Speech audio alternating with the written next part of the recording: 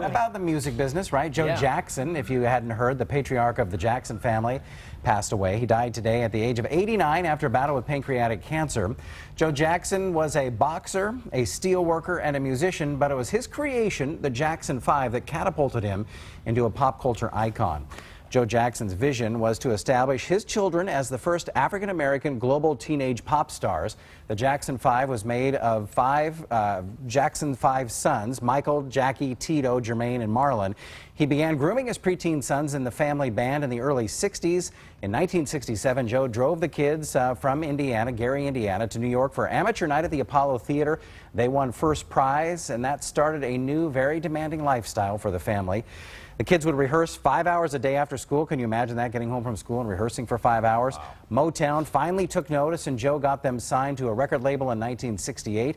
1969, the Jackson 5 released their first album. It was called Diana Ross Presents the Jackson 5.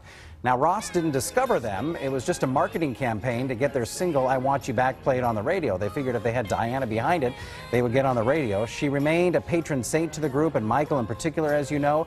It worked. This song here was their first #1 song. They even sang it back in the late 60s on the Ed Sullivan Show. Here they are.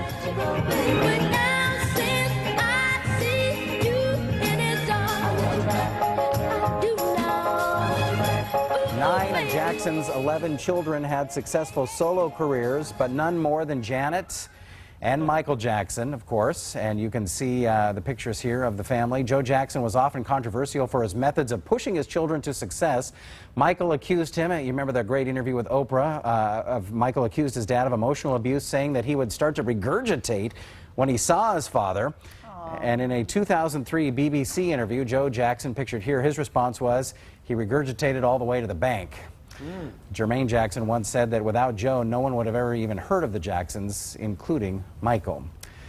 So let me show you this image. This is the family tree, the most prominent family in pop music history. Joe was married to Catherine for 69 years, although they've lived apart for most of those times. They had 10 children together, and Joe had one outside of the marriage. Their 10 children, Rebe, Jackie, Tito, Jermaine, Latoya, Marlon, Brandon, Michael, Randy, and Janet.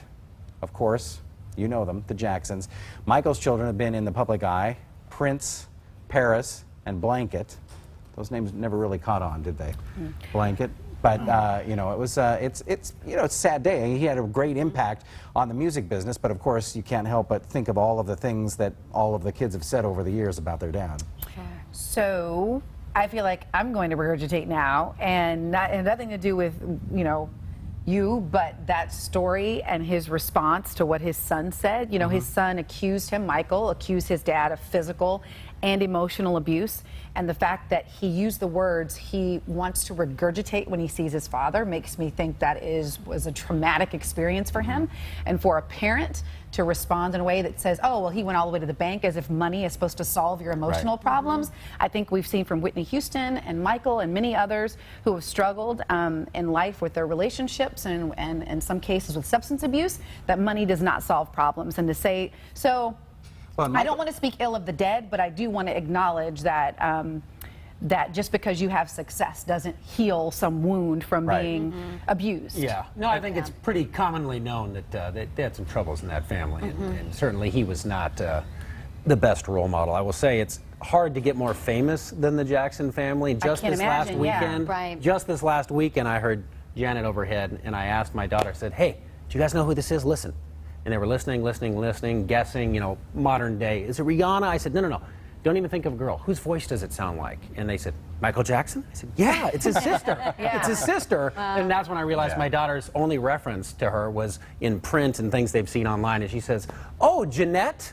Jeanette Jackson. And I went, oh, man. It's Miss Jackson. Feeling old. That's what I thought you were going to say. In my head, I was like, Miss. Yeah, I mean, there's no doubt. I mean, yeah, he was responsible for bringing those voices to life.